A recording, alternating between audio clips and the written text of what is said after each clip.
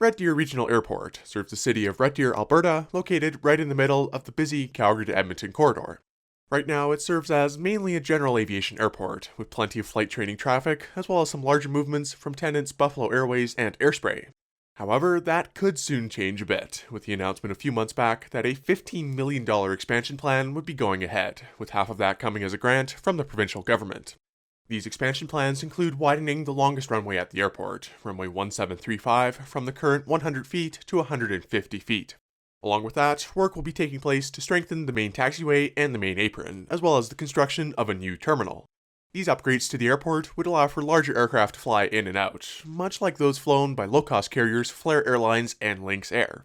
For a bit of context, runway 1735 is 7,500 feet long, making it a decent size for almost any mid-size airliner. The existing width, though, could prevent it being used by certain types.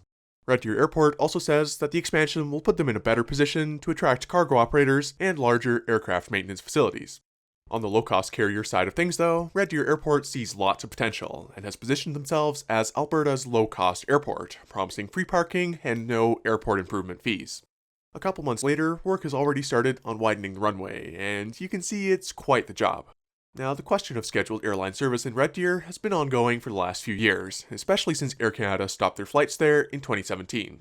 Air Canada Express previously served Red Deer from Calgary using Beechcraft 1900s operated by Air Georgian, primarily for connecting travelers.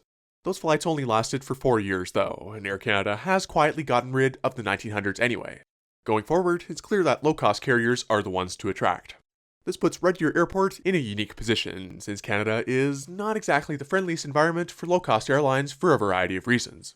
One of those reasons is that most LCCs around the world tend to prefer operating out of smaller secondary airports, where operating costs are lower.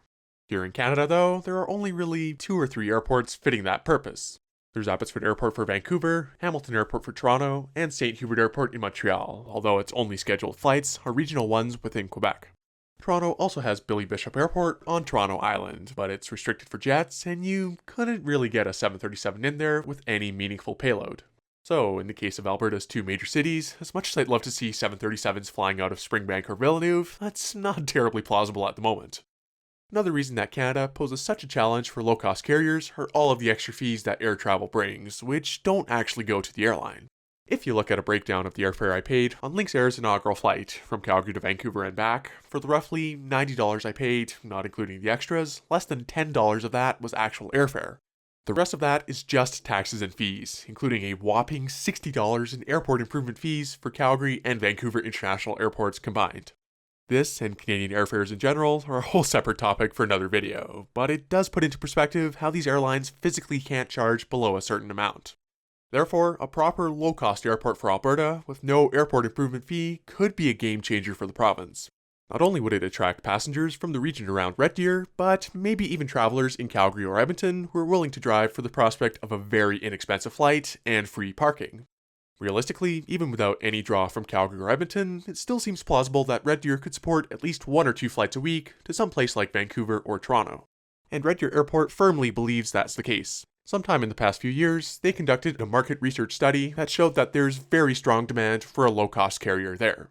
Given that, low-cost service from Red Deer Regional Airport has some definite potential, and both Flair and Lynx have expressed interest in serving the airport. In the case of Lynx, their discussions date back at least 3 or 4 years, to when they were still known as Enerjet. Considering that the airport was also giving out free Lynx Air tickets as part of a draw at their annual general meeting last month, it seems like they and Lynx are in the advanced stages of discussion. So, for all of these reasons, I'll be watching Red Deer Regional Airport's expansion with great interest, and may just have to be one of their first passengers if and when scheduled service restarts. Thank you all for watching, and I'll catch you next time.